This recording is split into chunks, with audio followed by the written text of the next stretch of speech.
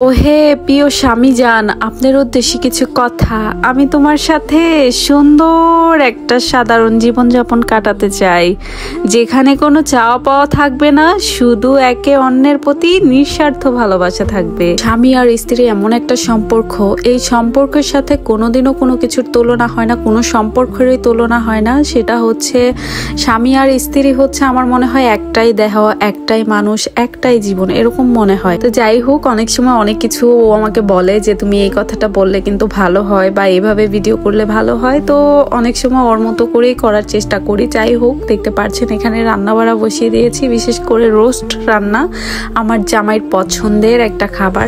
সে আমার হাতের রোস্ট ছাড়া মানে অন্য কারো হাতের রোস্ট তেমন একটা পছন্দ করে না, কারণ আমি রান্না করে দিলেই ও খেতে পারে ভালো। তো যাই হোক, ওকে আমি মাঝে মাঝে বলি যে তুমি রান্না করো, একদিন তুমি ট্রাই করে দেখো। বলে না, কেমন চালাক বলেন তো। আমাকে বলে যে তুমি রান্না করো, তোমার হাতের রান্না অনেক মজা হয়। সে যাতে করে রান্না না করে, বলেন এটা কোনো কথা? বিদেশের বাড়ি, ও যদি আমার হেল্প না করে কে করবে? হেল্প করবে না মানে ঘর গোছানো থেকে শুরু করা, মানে বাচ্চা কাচ্চা খাওয়ানো, তারপরে হচ্ছে রান্না বাড়া সব কিছু আমার করতে হয়। আর এভরিডে রান্না করি, মানে এটা কি ভাবা যায়? বিদেশের বাড়ি, তাও আবার এভরিডে রান্না করি। তো কোনো ব্যাপার না, ফ্রেশ খাবার খাওয়াটা ভালো। তো যাই হোক, আমি চেষ্টা করি যে এভরিডে রান্না করার। আর রোস্ট রান্না আমার হাতের নাকি ও অনেক বেশি পছন্দ করে। আর আমি কি বলবো, আমার জামাই খালি মাংস খায়। এত মাংস কেমনে খায় আল্লাহ জানে। মাছ রান্না করলে ওগুলো আমারই খাইতে হয়, আবার অনেক সময় ফেলে দেই। বিশ্বাস করবেন, ঈদের দিন রান্না করেছি, গরুর মাংস রান্না করেছি সুন্দর করে, আর রোস্ট রান্না করেছি। সে রোস্ট পছন্দ করে দেখে রোস্ট খাওয়া হয়েছে, আমিও রোস্ট খেয়েছিলাম, বাসার সবাই রোস্ট খেয়েছে, বাট গরুর মাংস ধরাই হয়নি।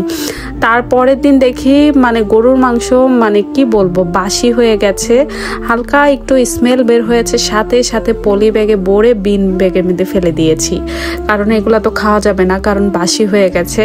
তো যাই হোক, মানে মাঝে মাঝে অনেক বেশি কষ্ট লাগে, আহারে, যে মানে তরকারি নষ্ট হয়ে যায়, কত কিছু যে ফেলে দেয় খাবারের জিনিস, মানে এটা বলে বুঝাতে পারবো না। বাংলাদেশে থাকতে আমাদের বাসার কোনো খাবারই ফেলে দেওয়া যেত না। আমাদের এক নানি হয়, উনি এসে নিয়ে যেতেন। কথা বলতে বলতে ওই নানির কথা মনে পড়ে গেল, এর জন্য বললাম আর কি। তো যাই হোক, দেখতে পাচ্ছেন আমার রোস্ট রান্নাটা কিন্তু প্রায় কমপ্লিট হয়ে গেছে, আর জলটা একটু টেনে আসলেই কিন্তু আমি নামিয়ে নেব।